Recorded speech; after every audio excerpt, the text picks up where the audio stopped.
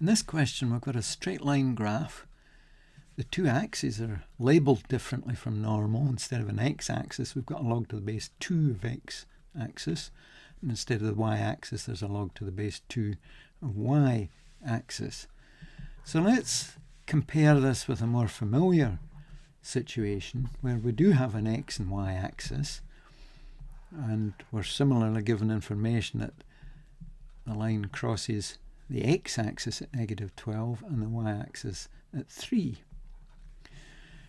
So the equation of this simpler situation equation is, well, we know it's of the form y equals mx plus c, where m is the gradient and c is where the line crosses the y-axis, 0c. So in this case we know it crosses at 3, so c will be 3. The gradient of this line, well, in this case we've gone along 12 and up 3, so we know the gradient is 3 over 12, which is 1/4. So the equation is y equals 1/4 x plus 3. So in this case the equation is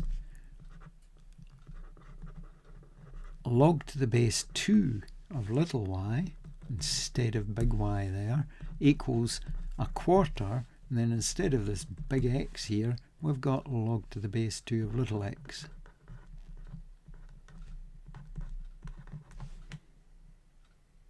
So what can we do with this? Well, there's laws of logs. One of them tells us that if we've got the log of m to the power n, then that power can drift down to the front of the log and multiply.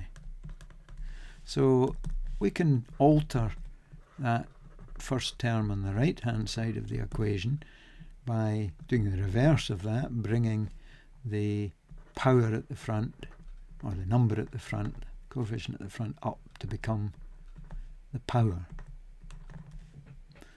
Now another thing we can do is subtract log to the base 2 of x to the quarter from both sides. And the reason we can, or the reason that we're doing that, is because we know there's a law of logs which says that the difference of two logs will be exactly the same as the log of the result of dividing these two numbers. So on the left hand side here we'll be dividing y by x to the quarter. So finally we've ended up with a log statement. Consider a simpler example. Log to the base 2 of 8 is 3. We know that the power you raise 2 to get 8 has to be 3. So another way of writing that is 2 cubed equals 8. So that's your log statement and the equivalent power statement. We do the same here. I like to read this as what power do you raise 2 to get 8? The answer's 3.